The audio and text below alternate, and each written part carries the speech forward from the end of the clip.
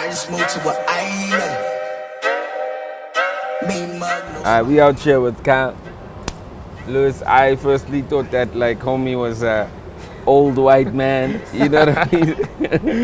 We have enough old white men around, I think. Hey, bro, listen, some people will say it's not enough, you know? Yeah. Yo, my G, firstly, you've been your name pops out in all the rap videos. You've obviously been pushing the envelope with regards to rap. Who was your first kind of rap video that you shot? Wow. You know, my first rap video was Kulichana. Never Grow Up. Oh yeah, we had Never little kids in it. But I was for a long time when I started doing music videos, I would sit there and I'd email everyone. I don't care how, like, you know, the top guys. And no one would ever reply. And then, like, randomly Kulichana replied, and I was so fucking excited. Yeah. And it's cool because, you know, Kuli and I have still been working, collaborating. In fact, we're working on something now at the moment. Yeah. Which is pretty cool. So yeah. Wow. I would have thought that you started earlier. No, yeah. I mean, I finished studying. I mean, it was the year I finished studying. Yeah. Yeah, the year after. I tried to do the whole game of being like PA and I just couldn't deal with being shouted at and stuff. So I started my own company and I just started getting out there trying to do videos.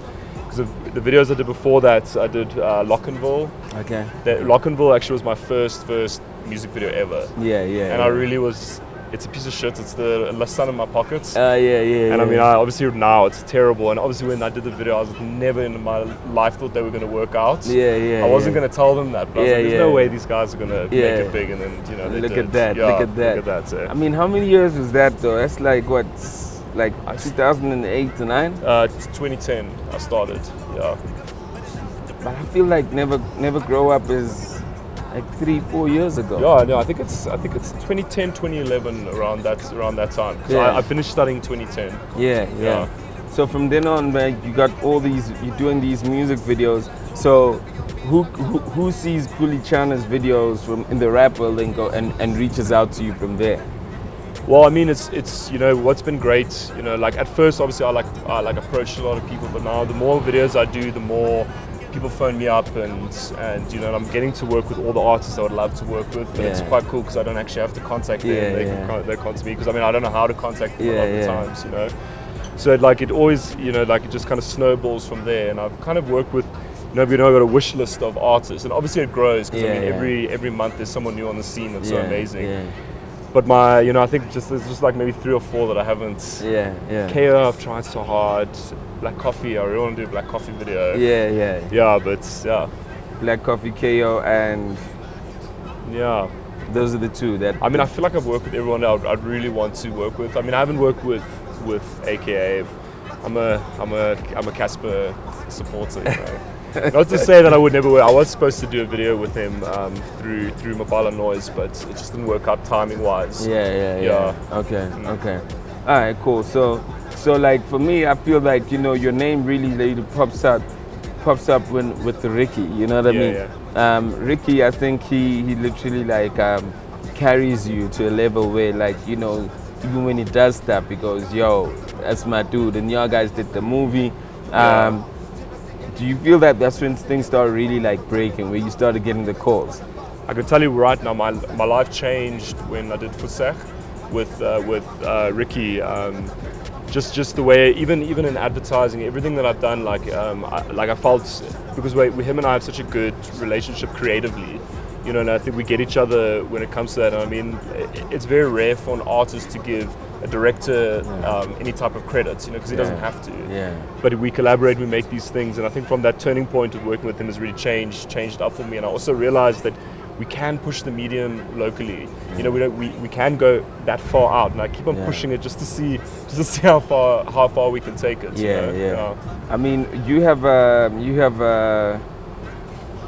obviously like gotten the relationship with Riky, and I hear word on the street. So I hear about you. You know, I hear about I would like to know it. You know, I hear word on the street that, like, you know, when you're speaking to Kyle, like, you know, there's no booty hoppers, there's no nothing. It's Yeah. like you got rules where you don't do some videos of like it's about booty and it's crass and all that stuff. Yeah.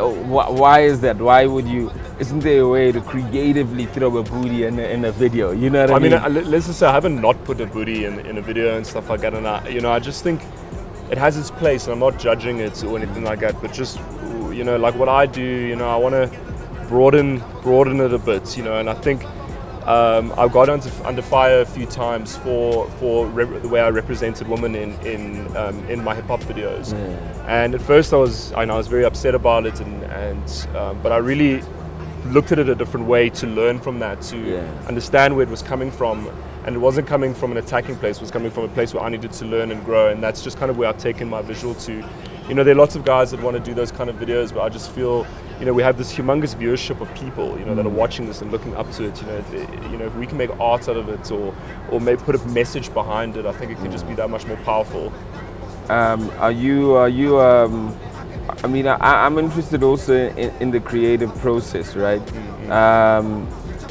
So I mean, the documentary that I saw with Riky, for me, kind of like created this is a Carl Lewis look. Yeah. You know what I mean? Do you do a lot of the animation yourself also, or have you got a studio outside that where you do that stuff? Is there collaboration, or is it just you? Yeah, no, I'm strictly like a director, and I conceptualize things, but I need a cinematographer and a visual effects artist and an editor. Those people have those jobs for a reason. And I get some directors want to do a little bit of everything, but there's something really amazing about collaborating with people, like things that you would never think of that they would kind of like do or that kind of thing. But my visual effects, I tend to use one guy, and someone I've known for a really long time, and we've kind of grown together.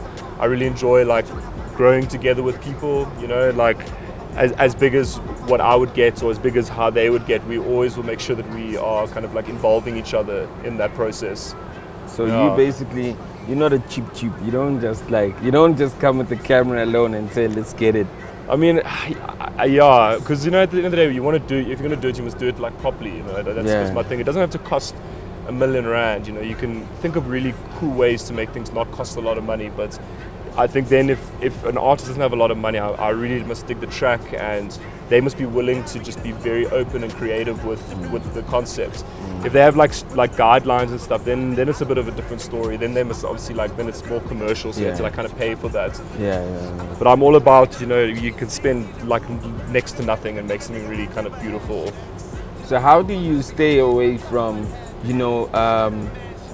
from like almost like replicating certain things, with artists, especially where you got a situation where you got a guy like Riky and you got a guy like Casper, they're pretty close, they drop a video, and then there's some visual effects that are almost the same, and how do you literally try get away from that, A, and B,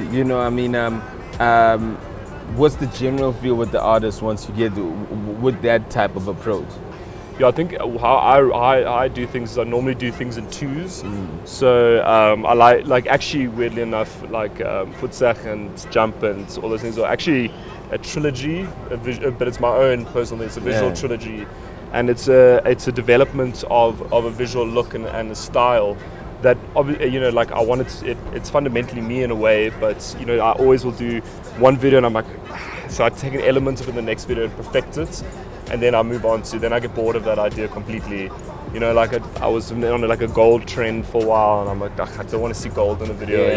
It's those kinds of things. So it's difficult because you want to give everybody their own voice, but I think like we're in the time in the process now, like that we just need to in general just make art, and like then I think from there people can start like developing what kind of style and things that like suits them the best. But for now I just want to like pump out things that are meaningful and beautiful, and like we're very I'm so lucky to have an audience of people, as a director, just to have an audience and to be allowed to have the hip-hop audience is really special. So I really want to make sure that every time I produce something, it's something that people haven't seen or really inspires people to kind of like push it creatively. I want, like a lot of people say to me like, oh, don't you feel like maybe that person copied you or something like that? That kind of stuff excites me. I'm like, they must make even crazier shit. Think like me, but even crazier. And then that's the only way we're going to grow stuff and make the like the industry stronger. Are you going to I mean, someone who's watching this thinking that, okay, where's the business angle? What do you do? You know, what does Cal do? Do you do videos full time? Do you do agency stuff? I mean, like, what's the business model for the Cal business? Yeah, you know, when I first started out, yeah, you don't make money. Like, Yeah. it's you know, I know. The thing is with directing, it's one of those things that I know a lot of people say to me, I'm so lucky and stuff like that. But I worked fucking hard. Like for 6 years of my life, I like, you know, still living at home, and like when all my friends were like, you know, reaching up in life, I was still, you know, like pushing it. But you know, like the more resilient you are, things work out. You know, and I think people think that if it doesn't work out immediately, it's not going to happen. It doesn't work like that. It has gotten to a point now, you know, I think now that South Africa is much more open and the videos are becoming so much more important, that there are brands that are putting money to it. So I do a lot of like music videos, you know, that are maybe have brands attached or something like that. It's still let us be creative, but they give us a little bit more funding. So you start making a bit more money, but like realistically, commercials are the way to go to actually have a sustainable income, yeah. All right, Cal. So what you got in your bag? What you working on right now? Well, yeah, I mean, we're working on it at the moment. This is really cool. I can't say too much about it with Kulichana. We're doing a visual album, but we're doing it in a very alternative way. It's not going to be what you would expect, and it's not going to be on a platform in what you that you would expect. We're just trying to try out new things, and you know, like at the end of the day, I will prioritize my life with commercials. Like I'd rather drop a commercial that's going to maybe pay me a lot of money to do these videos, because if I don't do something creative, I don't think I'll die. Working in these stringent kind of things where people tell you what to do, there's someone over your shoulder. It eventually, as a creative, like starts killing you, and it starts like really, and then you start becoming stagnant and stuck. So I think, you know, the more I create, and you know, everyone is, you know, watching that wants to do this. You know, it's all just about creating, and you don't have to have the best cameras and high-end things. It's about like a concept, it's about an idea. And I think that's like what is so strong in South Africa, is our ideas are just like revolutionary stuff. You know, you just have a conversation with, you know, for Riky for half an hour, and just these general plans for the next 6 months. It's brilliant. You know? And I think, you know, if we can just like harness that a bit more, Niggas, they want some more. They're trying to find an alone. Get it? No. We put the stuff on the floor. I promise my mama will never be poor.